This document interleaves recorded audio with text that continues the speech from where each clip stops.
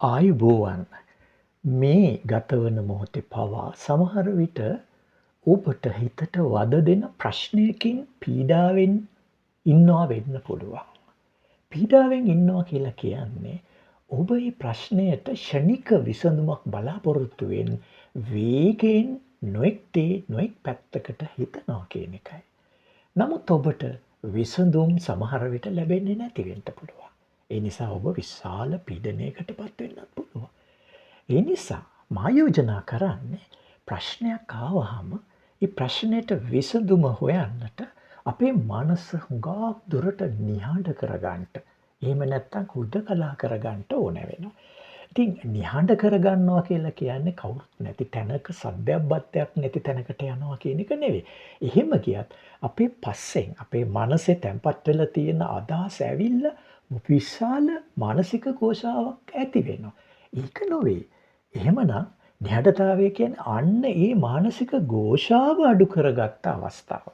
ඒ වගේම හුදකලා. අපි දන්නවා අපි සාමාන්‍යයෙන් කොච්චර තනි වෙලා හිටියත් අපේ සංකල්පන අපේ සිතුවිලි වලින් අපි හුදකලා වෙලා නැහැ. ඒ නිසා අපිට පුළුවන් නම් මෙන්න මේ අනවශ්‍ය සිතුවිලි වලිනුත් අපි හුදකලා වෙන්න හුදකලාවයි තනි වූ අවස්ථාවේදී අපිට පුළුවන්කම ලැබෙනවා මොකක්ද මේ මතුවෙලා තියෙන ප්‍රශ්නය කියලා හොඳට ප්‍රශ්නය දකින්න ප්‍රශ්නය විශ්ලේෂණය කරන්න. අපි කියන අර දිව්‍යඥානය එනවා වගේ ඒ වෙලාවට අමුතු ඥානයක් පහළ වෙනවා. ඒ ඥානය උඩ අපි දකිනවා ප්‍රශ්නය මොකක්ද? ඒ ප්‍රශ්නයට හේතු මොනවද කියලා අපි විභාග කරලා බලනවා. සමහරවිට හේතු කීපයක්.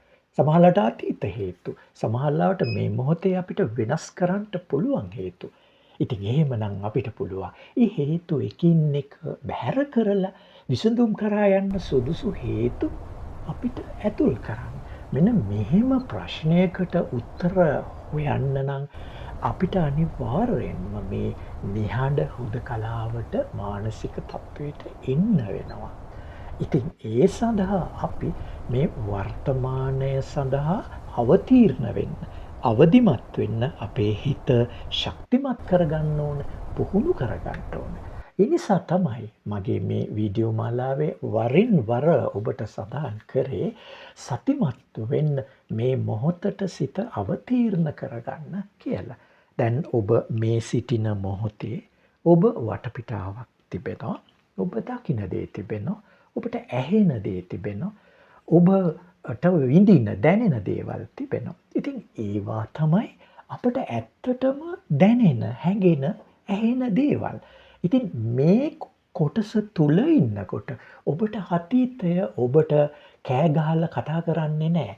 අතීතේ රිදුණු, පැරදුණු, අතපසු වුණු, පීඩාවටපත් වුණු ඒවා තමයි ගොඩාක් වෙලාවට අපේ මනසට එන්නේ. ඉතින් ප්‍රශ්නයක් සමග බද්ධ වෙලා තියෙන අන්න ඒ වගේ මතකයන් අපිට ඇවිල්ලා අපිට විවිධ යෝජනාවන් ඉදිරිපත් කරනවා. මෙන්න මෙහෙම කළොත් හරි, මෙන්න මෙහෙම කළොත් හරි කියලා. ඉතින් අපි ඒකට රැවටෙලා ඒ යෝජනාවන් දිගේ තවත් විසඳුම් හොයාගන්න කියලා කල්පනා කරගෙන යනවා.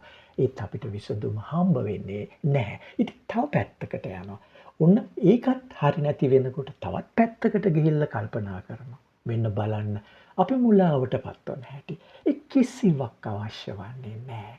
මොකද ඒ සියලුම ഘോഷාවන් සියලුම අදහස් යෝජනා වලින් තොර වූ මේ පුංචි අවකාශයට පුංචි අවස්ථාවට අපිට පිවිසෙන්න පුළුවන් නම් අපි හරීම නිර්වුල් පැහැදිලි අපිට දැන් පුළුවන් ප්‍රශ්නය මොකක්ද මේ ප්‍රශ්නයට මම විසඳුම් මෙන්න මෙහෙමයි හොයන්නේ කියලා. ඒ නිසා මම ඔබ සියලු දෙනාටම බොහොම සෙනෙහසින් කියන්නේ මේ වර්තමානයේ අපි කයට ලැබෙන සවිඥානික අත්දැකීම් වලට පමණක් අවදිමත් වෙන්න කියලයි.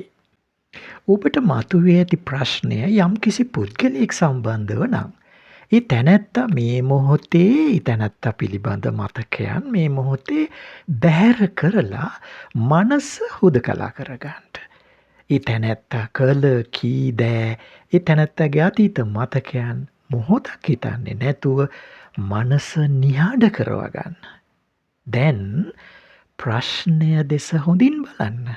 ප්‍රශ්නය විශ්ලේෂණය කරන්න. ඕන්නම් වතුර ටිකක් බොන ගමන් තේ එකක් බොන ගමන් පවා මෙය කළ හැකි. ප්‍රශ්නයට හේතුව මොනවද කියලා හඳුනාගෙන විසඳුම් සඳහා යෙදිය හැකි හේතු මොනවද කියලා බලලා විසඳුමට එන්න. අනිවාර්යෙන්ම ඔබට විසඳුමක් ලැබෙනු ඇති.